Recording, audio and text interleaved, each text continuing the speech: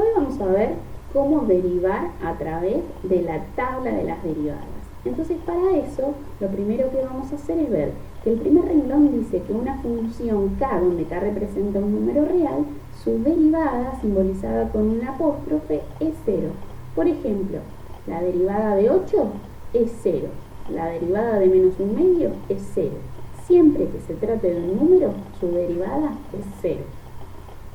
La segunda función que tenemos en la tabla dice un número por x, su derivada es el número que está delante de la x. Por ejemplo, si tenemos 7x, su derivada es 7. Si tenemos menos un tercio de x, su derivada es menos un tercio. Si tenemos una x, adelante de la x hay un 1, así que su derivada es 1. En el tercer renglón tenemos un número por x, pero ahora elevado a cualquier potencia.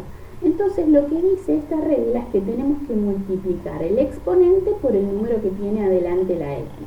2 por 4 es 8. Y a la x se le resta un grado.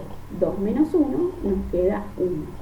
Por ejemplo, menos 3 por x a la quinta, su derivada es, al multiplicar 5 por menos 3 nos queda menos 15, y la x con un grado menos se transforma en x a la cuarta. Ojo con esto. Acá tenemos un 1 adelante.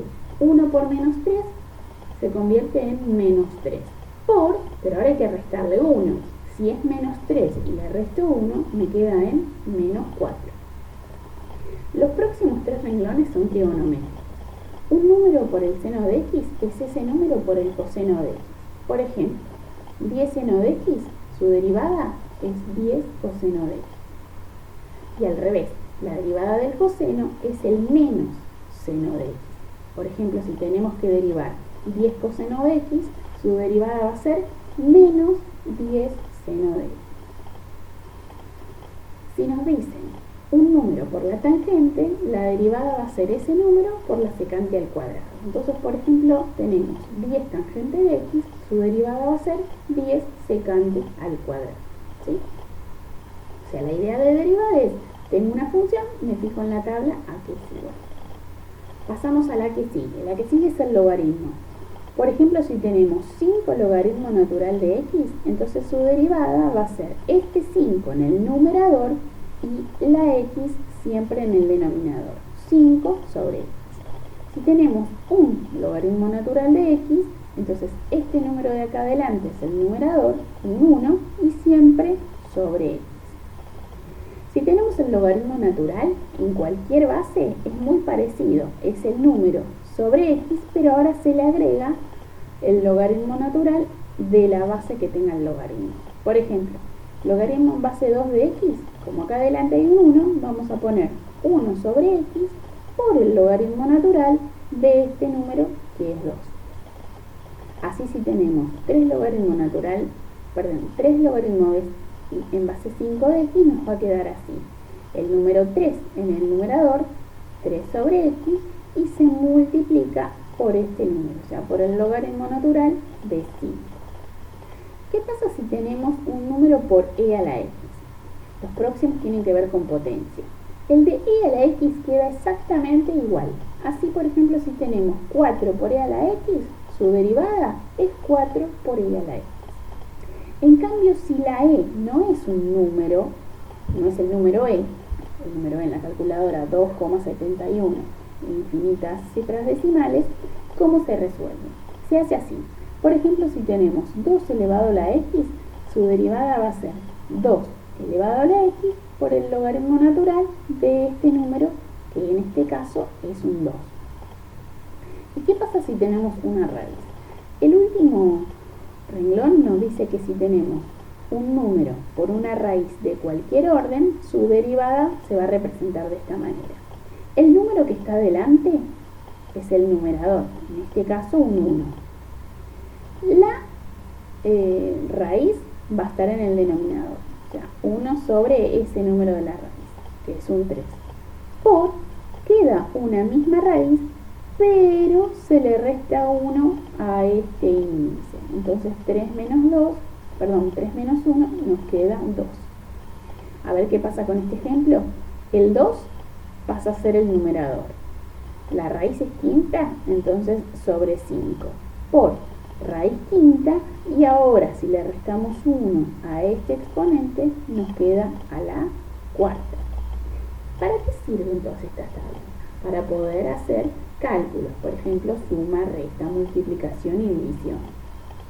Entonces, lo que nos dice las derivadas es que si tenemos sumas y restas, es simplemente sumar y restar las derivadas de cada una. Por ejemplo, si tenemos x a la 7 más seno de x, tenemos que hacer la derivada de cada una. ¿Cuál es la derivada de x a la 7? Bueno, vimos que si tenemos x elevado a una potencia cualquiera, habíamos dicho que se multiplica la potencia por el número y se le resta 1. Entonces tenemos 7 adelante y restándole 1 nos queda en 7x a la 6. Más, porque acá dice más, la derivada del seno de x.